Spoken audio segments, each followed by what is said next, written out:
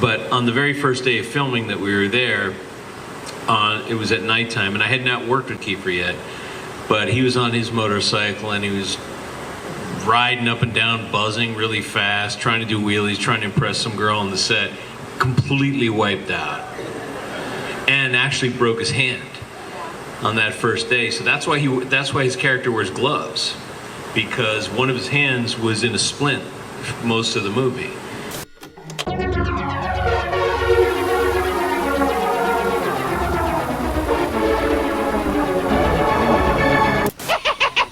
Summer of Santa Carla.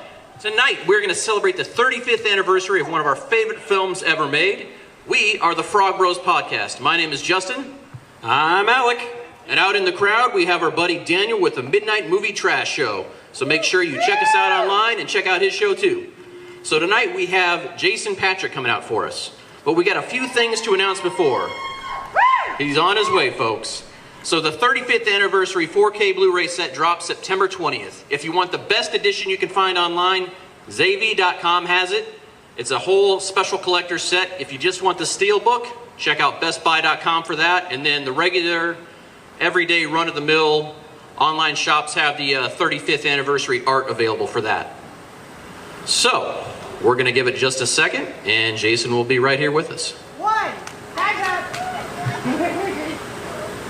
He was on his way. Okay. More than one. It takes a second, right? Takes a second. Take a second. Give the biggest round of applause to Jason Patric. Make him feel welcome to Texas. Good evening, sir. How are you? I'm good. Thanks for joining us tonight. Thanks for taking your time today and signing so much for everyone out there and making yourself available. How's the day been going? You having fun? Yeah, I'm having a good time seeing everybody and seeing some of these guys I haven't seen in a long time, so it's nice. That's awesome. Yeah. Well, I think everyone here knows you and probably loves you for one of our favorite films ever. I know it's one of mine. We named our podcast after it, for crying out loud. Alec, jump in here for us. So, first question I have, and he wrote a different question first, and I'm going to let him ask that one, is how did it feel to become a teenage heartthrob? How did that change your life? Oh, we can't talk about that right now. No, but things are a lot different back then.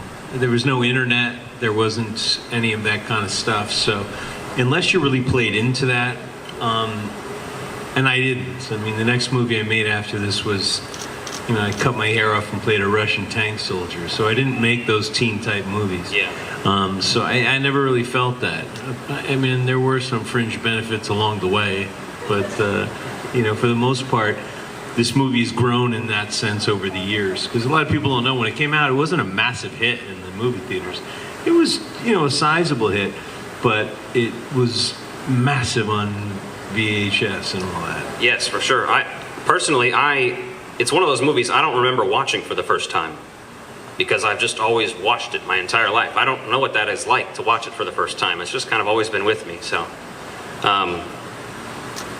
what do you think the most challenging part of the shoot was, if you can remember that far back now? We're 19 and 20 years old. You should be able to do pretty much anything at that age. It's not that hard. Right. But I think one of the best things about the movie is all the effects that you see, all the makeup effects, all the visual effects, they're all done in camera. They're real. They're none of that CGI, crap that CGI and the computer-generated stuff initially was to help things that you couldn't get around the story that you wanted.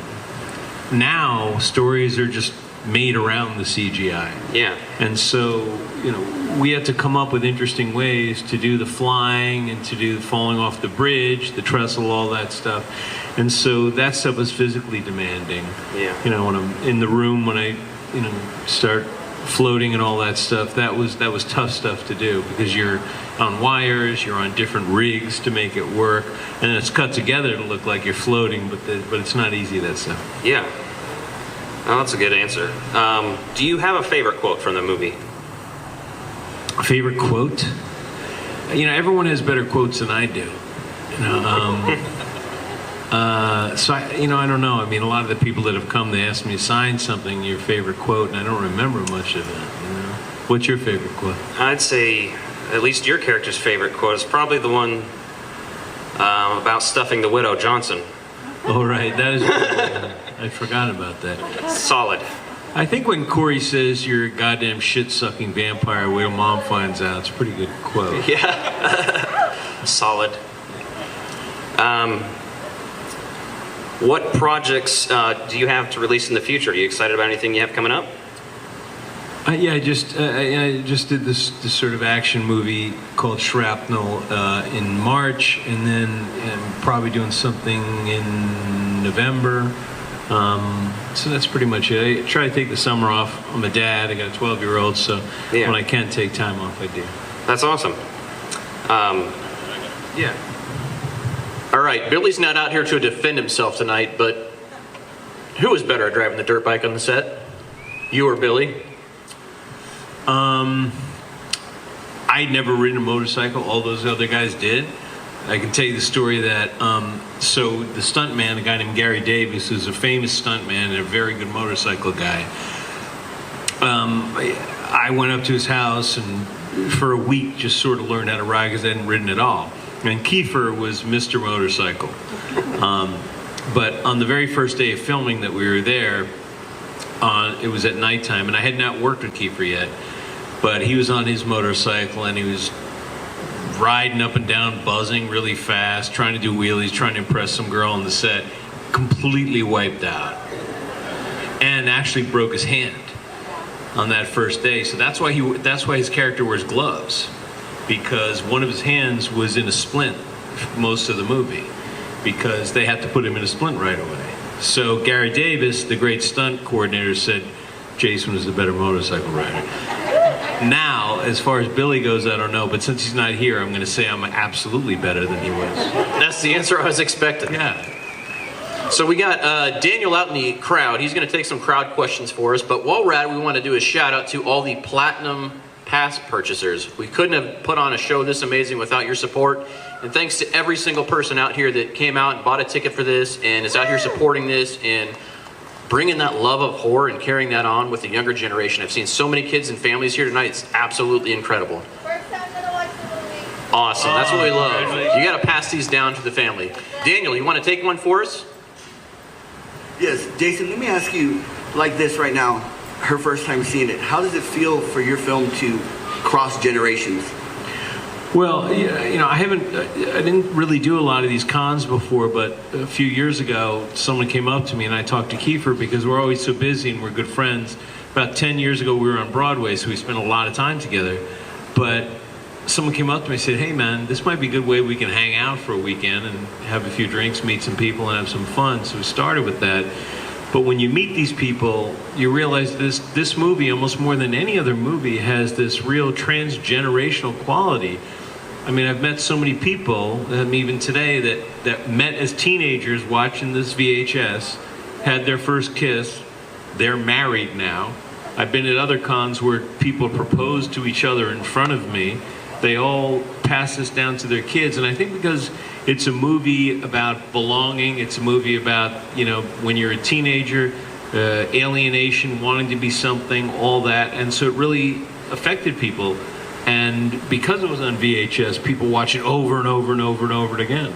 And they passed it down and down. So I think it's a great thing that's the first time. I also think it's a great thing that everybody's here because it's important to see movies the way they were meant to be made, which is here, not on your phone. This is the way you're supposed to watch a movie. With your friends, your family, on the biggest screen you could possibly find. And you're also supposed to watch it with strangers.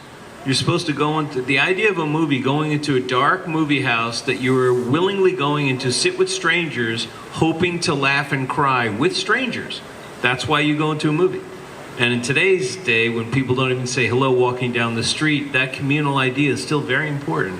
Absolutely. In theaters, some of the most magical experiences I've ever had is going to the theater, and I've been going to the theater obsessively since I was a kid, is just that moment at the end where people like break out into applause, Yeah. because that doesn't happen all the time. So you go on those opening nights and it's just magical to see everybody there, people bringing their families, their friends, and then that row next to you, and you make a friend when you go to the movie. Oh, sure. Because you're going to talk to somebody next to you, talk about the preview or talk about the movie at the end, because there's just so much excitement about it. It's a communal thing, and it's important, and we've lost that because everybody's on their phones and their gadgets. So all I would say is that anytime you can take advantage of going to a movie with your family or with strangers, go. And this is a perfect example. And if you're going to see it for the first time on the screen, you're ahead of 99% of the people that have ever seen the movie. So God bless you. All right, Daniel, let's take some crowd questions out here. We got a great group out here, and so track some down. All right, questions? Go down here. And if you have a question up close, make sure you step back a little bit. We don't want to get too much feedback out there, so let's be careful of that.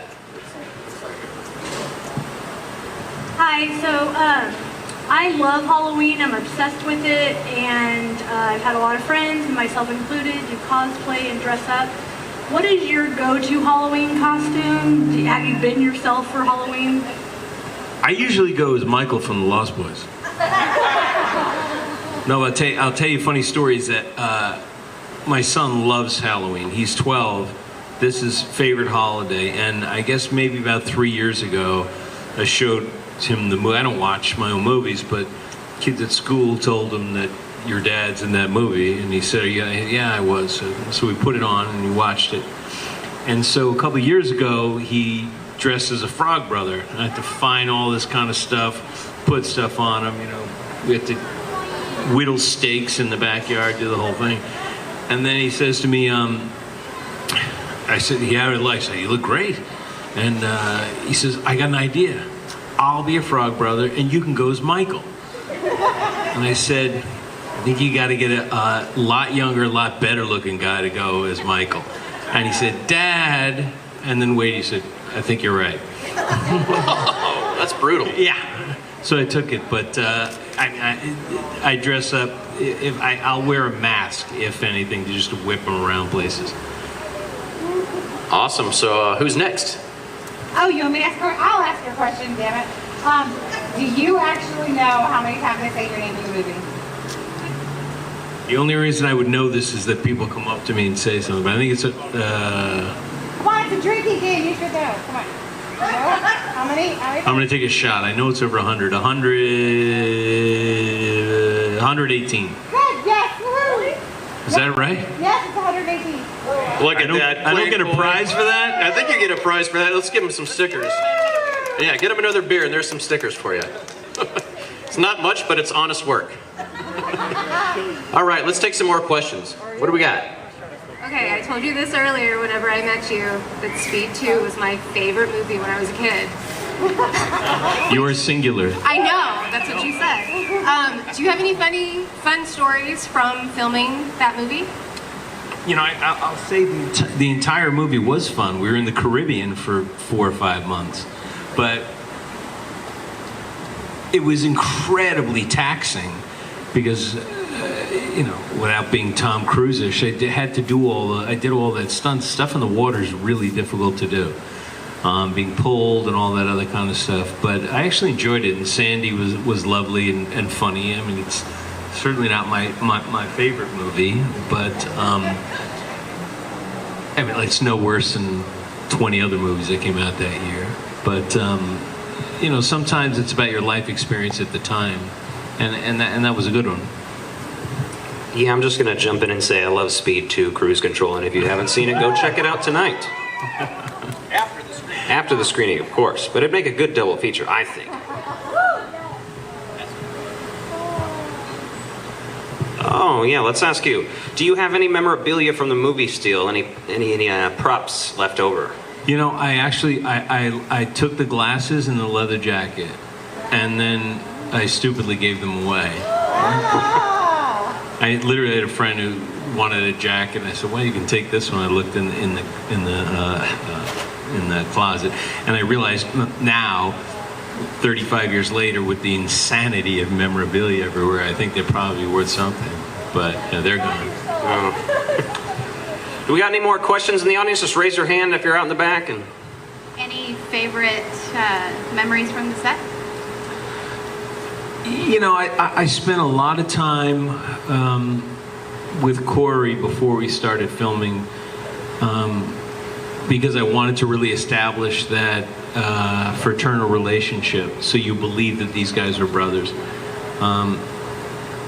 Because what I'll say is and I've said in interviews before, I turned that movie down many, many times, and I was an actor with no jobs or money, but I didn't want to do it. I didn't want to do, the script itself was not what the movie you see. It was just, and I just didn't feel like being in a teen vampire movie, but Joel was very, very, very persistent.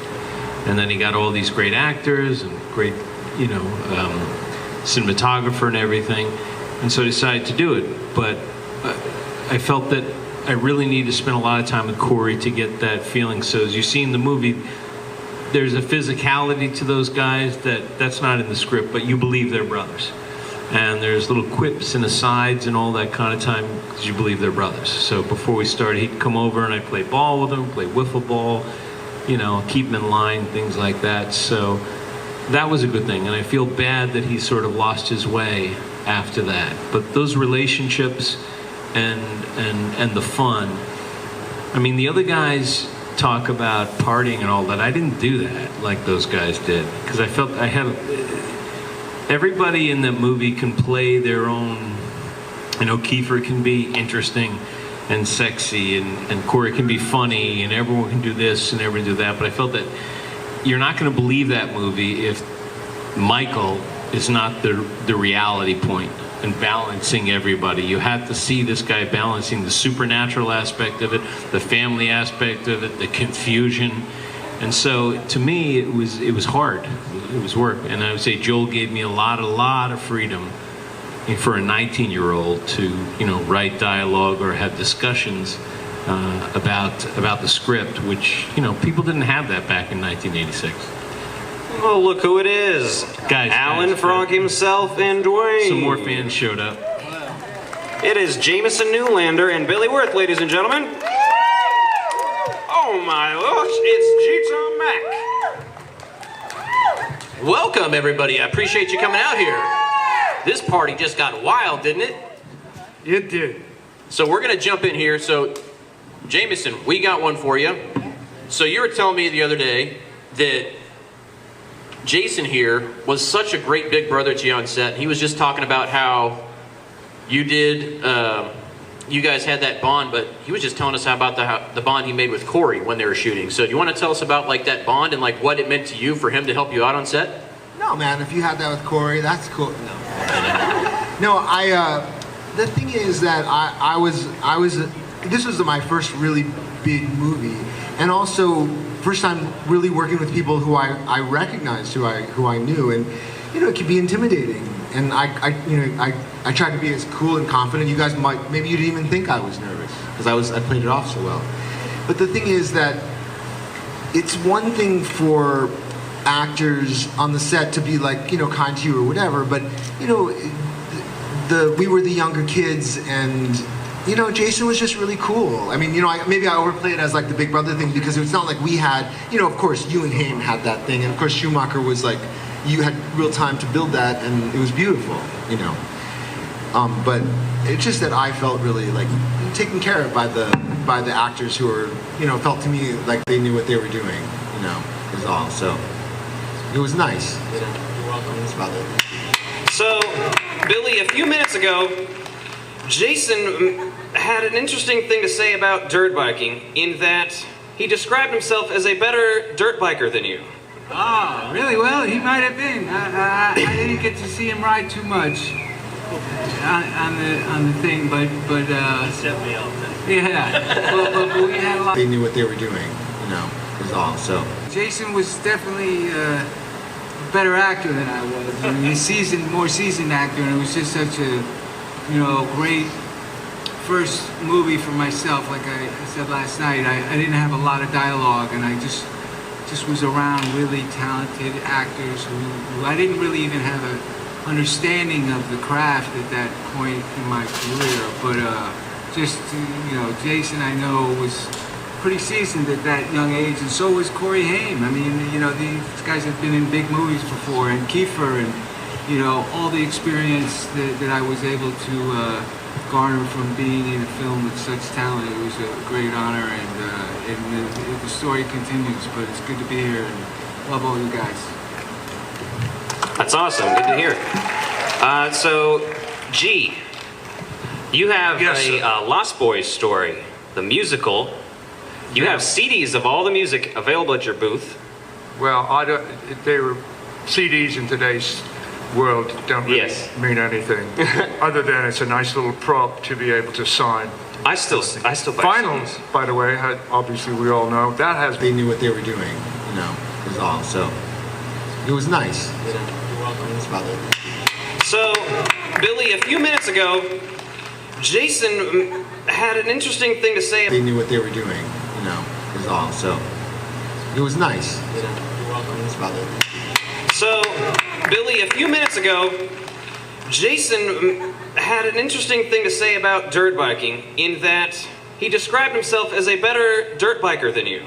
Oh, really? Well, he might have been. I didn't get to see him ride too much on the thing, but he set me up. Yeah, but we had a lot of fun riding. But Jason was definitely a better actor than I was. I mean, he's more seasoned actor, and it was just such a, you know, great first movie for myself. Like I said last night, I didn't have a lot of dialogue, and I just was around really talented actors who I didn't really even have an understanding of the craft at that point in my career. But just, you know, Jason, I know, was pretty seasoned at that young age, and so was Corey Haim. I mean, you know, these guys have been in big movies before, and Kiefer, and, you know, all the experience that I was able to garner from being in a film with such talent. It was a great honor, and the story continues, but it's good to be here and love all you guys. That's awesome. Good to hear. So, G, you have a Lost Boys story, the musical. You have CDs of all the music available at your booth. Well, they were CDs in today's world don't really mean anything other than it's a nice little prop to be able to sign.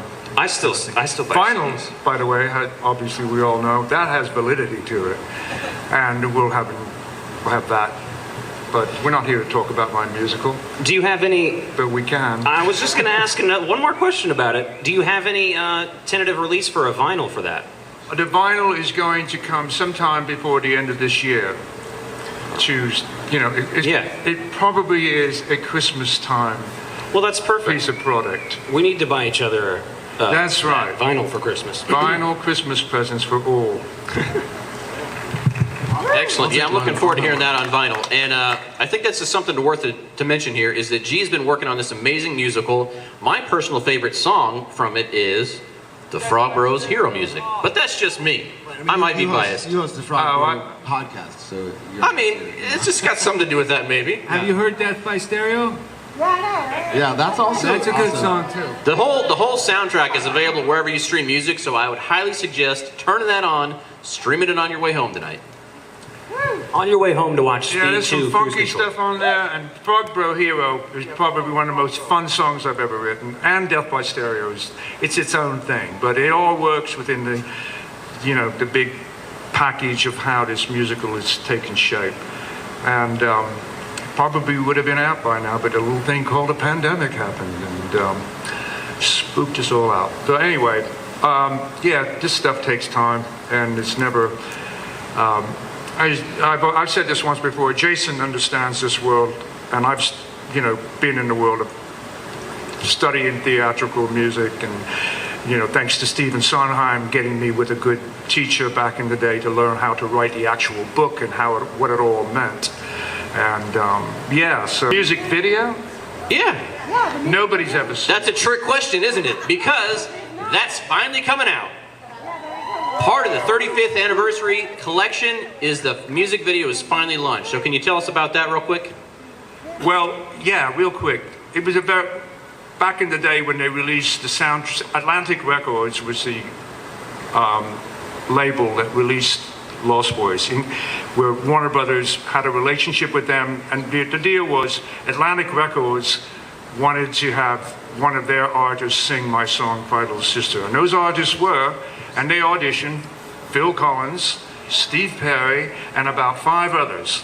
And Atlantic Records wanted to hearing it. You know, he said, listen, I will gladly listen to everything, but this is the voice and the narrator of this film, and this is why his voice matters. Atlantic Records wanted to produce the film. They were both on the same page about it, and I really didn't care at that point. I was happy living in New York, flying to LA every once in a while to do work on movies and stuff like that, and but it was just one of those things that he just said no, instinctively. Your voice is carrying the film, and I said, oh great. And so, but Atlantic didn't want to do a video on it because I wasn't on their label, and they were trying to promote. Atlantic Records wanted to, and so Warner's got in touch with me and they said, did you ever do a video to Cry Little Sister? This is for the 4K that's coming out next month, the Ultra HD 4K. And I said, we had a chat, and I said, well, I certainly, do you have a vision? I said, of course I do. And one of the things before Joel Schumacher, rest his soul, passed on, he said, please get that video made. And he said, I trust your sensibilities about this. So Atlantic Records wanted to have one of their artists sing my song, Vital Sister. And those artists were, and they auditioned, Phil Collins, Steve Perry, and about 5 others. And Joel was not, and also have an equal parts with the song and the film. So Warner Brothers gave us permission to put this up tonight because they didn't want it to be seen before the HD comes, before they do all the cross promotion stuff with the song and video. So you will be able to view this tonight, and this will be my first time seeing it on a big screen. So it's scary. All right, thank you, G. I appreciate that. So we've got a few more minutes left here. And we're going to take just a couple more crowd questions. So Daniel, can you jump out there in the back rows and see who might have a question for us? We got 2 more out here in the crowd, and then we're going to try to wind this thing down so everyone can watch this film on the big screen out here.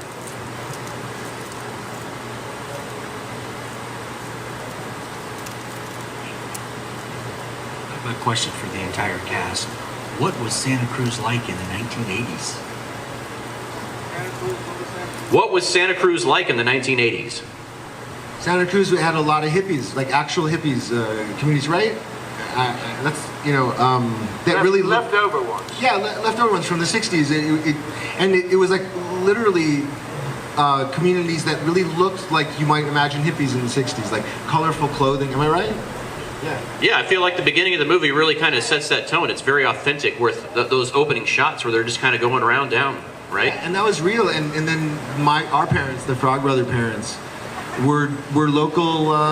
They look like deadheads. They're basically asleep in the shop. Yeah, and Schumacher, I remember him explaining that. He's like, because he had to come up with the reason why we're running the shop, So he was like, I got these guys, these local guys, and they're going to be just asleep in the background, and it works. Like, that's what you see. It's great. So that's what I noticed. All right, we'll take one more question from the crowd, and then we're going to wrap this thing up. Was there any meaning to the panning of Jim Morrison every time you guys went into the vampire cave? Like, it always had a shot of Jim Morrison in the back. So they're talking about the Jim Morrison shot, the painting down in the cave. It's a very famous scene. So it's like, I believe you're asking about like the overall feeling of that or the intention behind that?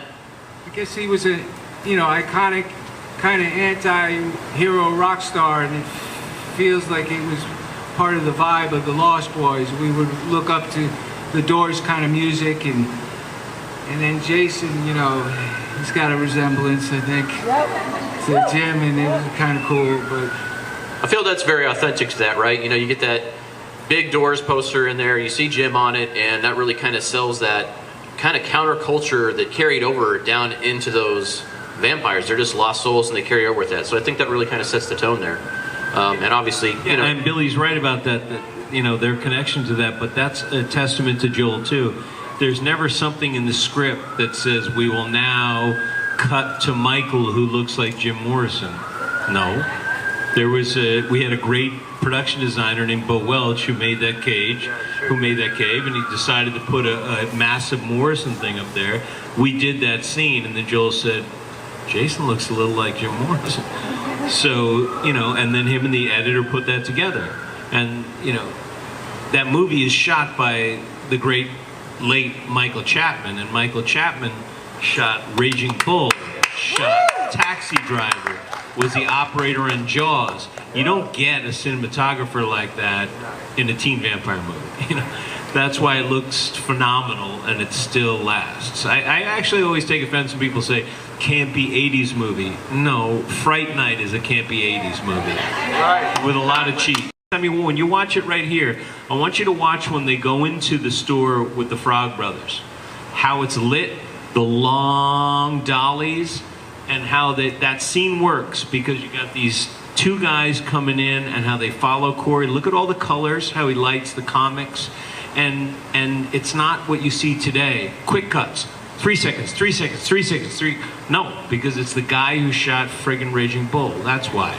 Yeah. And that's why the movie lasts, 35 years later. So watch that tonight. Watch the cinematography. Watch how there is a patience to the movie. And watch that you do not see a vampire for 45 minutes in a vampire movie. That would never happen today. You get the feeling of a vampire. You get the horror of a vampire. You get the tension of a vampire. But you never see a vampire until these guys have that, eating fest. And that would never happen today. So there's a patience, there's an understanding, and you will have patience if you believe in the characters and you follow the characters. And Joel enabled you and all the great people to follow these guys, so you wanted to see them, and built that tension. And that doesn't happen in movies anymore. Amen. I was going to say, let's end on that, because we're not going to top that. Thank you very much, Jason Patric, Jamison Newlander, Billy Wirth, and G. Tom Mack. Thank you. Round of applause. And thanks everyone in the crowd for making this movie last. Have a great night, everybody, and enjoy the film.